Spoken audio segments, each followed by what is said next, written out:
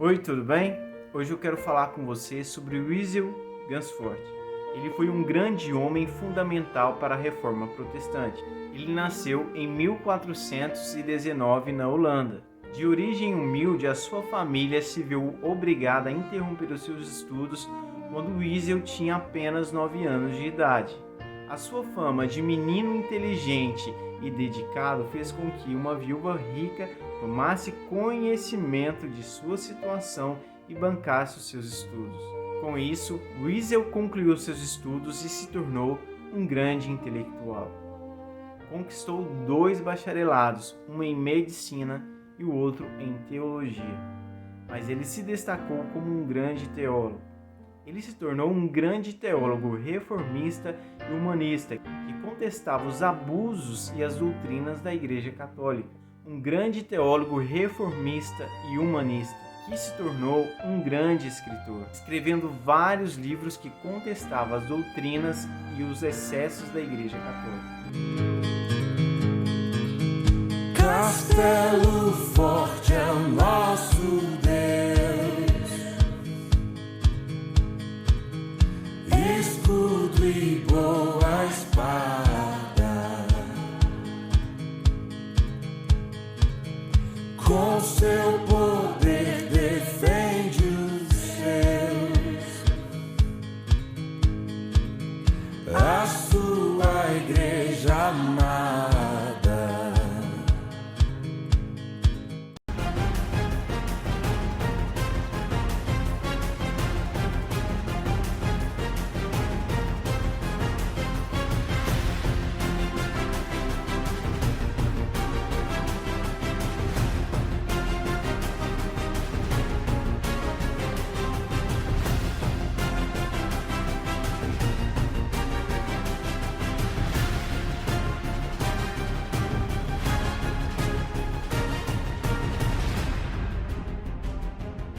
A ambição de Wessel era adquirir cada vez mais conhecimento, o que deu a ele uma visão profunda do mundo à sua volta e muito à frente de seu tempo. A paixão de Wessel pelos livros contrastava com a falta de bibliotecas e dificuldade para adquirir conhecimento. Ele pertencia a um grupo de estudiosos e eruditas que viajava de bibliotecas pelo mundo em busca de manuscritos desaparecidos e raros. Ele encheu um caderno pessoal cheio de citação de trechos de obras clássicas e raras. O seu conhecimento amplo e com uma bagagem de consultas a várias obras dava argumentos de sobra para Gansfort contestar a maioria dos teólogos no seu tempo. Havia uma desconfiança da maioria dos teólogos sobre o posicionamento considerados polêmicos. Muitas teorias que ele apresentava eram desconhecidas da grande maioria. Ele era conhecido como o mestre da contradição. Com a bagagem extensa, ele escreveu vários livros, a maioria deles questionando as doutrinas e dogmas da Igreja Católica. Uns 50 anos antes da Reforma, Wessel conheceu Tomás de Kempis, que viveu por volta de 1369 a 1471, o autor do famoso livro A Imitação de Cristo. Tomás de Kempis fazia parte do movimento Irmãos da Vida Comum, que enfatizava a necessidade de levar uma vida devota. Tomás de Kempis incentivou em várias ocasiões a recorrer a Maria e em buscar ajuda. Wessel respondeu dizendo: "Por que não me conduzes a Cristo, que cordialmente convida a todos os que estão cansados e sobrecarregados a ir até Ele?" Wessel era contra a ideia de ordenação para o sacerdócio. Quando lhe perguntaram por que se recusou a tosura ou a coroa, corte redondo feito no cabelo para identificar alguém como membro do clero, ele respondeu que não tinha medo da forca, enquanto tivesse domínio de toda a sua faculdade e de raciocínio. Pelo visto, ele se referia ao fato de que sacerdotes ordenados não poderiam ser processados. Parece que a tosura livrou mesmo muitos sacerdotes da forca. Wiesel também era contra algumas práticas religiosas comuns. Por exemplo, ele foi criticado por se recusar a crer nos acontecimentos milagrosos descritos no livro popular de seus dias, Diálogos Miracolorum. Em resposta, ele disse: seria melhor ler as Sagradas Escrituras. Wiesel estudou hebraico e grego e obteve um amplo conhecimento dos escritos dos primeiros pais da Igreja. E especialmente notável o seu amor pelas línguas originais da Bíblia, poucas conhecidas do idioma grego antes da Reforma. Na Alemanha, apenas alguns eruditos estavam familiarizados com essa língua e não havia ajudas disponíveis para aprendê-la. Depois da queda de Constantinopla em 1453, Wiesel, pelo visto, entrou em contato com monges gregos que haviam fugido para o Ocidente e aprendeu com eles o grego básico. Naqueles dias, o hebraico era restrito aos judeus e Wiesel aprendeu de judeus convertidos o hebraico básico. Wiesel gostava muito da Bíblia. Ele considerava um livro inspirado por Deus e acreditava que todos os livros da Bíblia estão em perfeita harmonia entre si.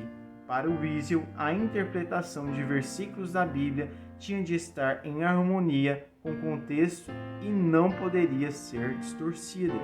Toda a explicação forçada deveria ser suspeita de heresia. Um de seus versículos bíblicos favoritos era Mateus capítulo 7, versículo 7, que diz assim: Persisti em buscar e achareis.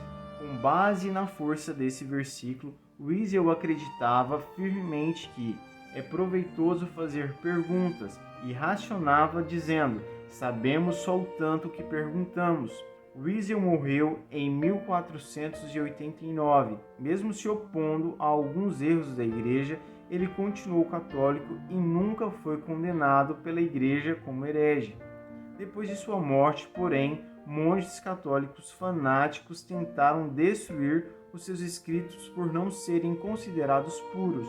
Na época de Lutero, o nome de Wiesel já tinha quase caído em esquecimento. Nenhuma de suas obras havia sido impressa e pouquíssimos manuscritos haviam sobrevivido. A primeira edição das obras de Wiesel foi finalmente publicada em 1520 e 1522. Incluía uma carta escrita por Lutero, na qual ele pessoalmente recomendava os escritos de Wiesel. Os escritos de Wiesel condenava abertamente alguns dos erros que levavam à reforma. Ele é descrito pela enciclopédia de MC Clinton e Strong como um dos mais importantes homens da academia alemã que ajudaram a preparar o caminho para a reforma. Lutero via em Wiesel um aliado.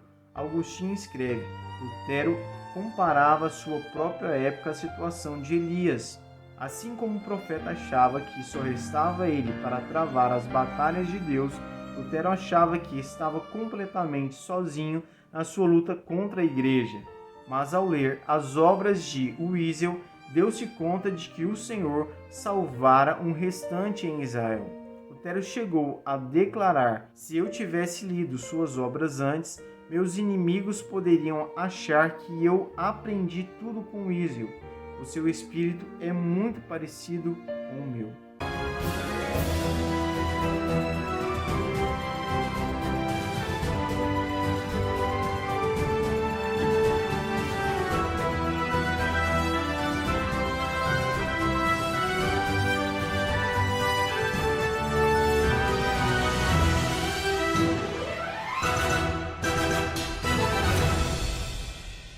Wiesel Gansfort foi um grande homem para a Reforma Protestante. Os seus escritos encorajou a Lutero a continuar lutando para a Reforma Protestante. Muito obrigado por ter assistido o nosso vídeo. Se você ainda não é inscrito no nosso canal, por favor se inscreva, dê o seu like, deixe seu comentário, compartilhe esse vídeo com alguém. Muito obrigado.